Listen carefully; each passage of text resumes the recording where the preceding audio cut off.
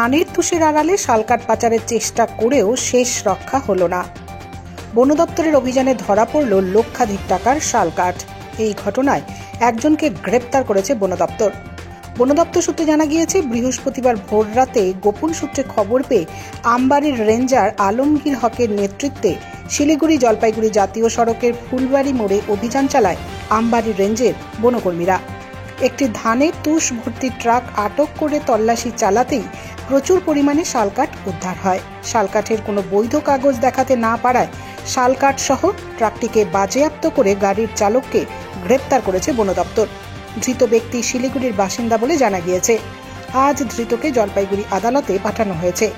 এদিকে ধৃতকে প্রাথমিক জিজ্ঞাসাবাদে বন দপ্তর জানতে পেরেছে শালকাঠগুলি বিধাননগর হয়ে বিহারের উদ্দেশ্যে নিয়ে যাওয়া হচ্ছিল। উদ্ধার হওয়া শালকাঠের আনুমানিক বাজার মূল্য প্রায় 3 লক্ষ টাকা। এই ঘটনায় আর কারা জড়িত তা জানতে তদন্ত শুরু করেছে বন দপ্তর।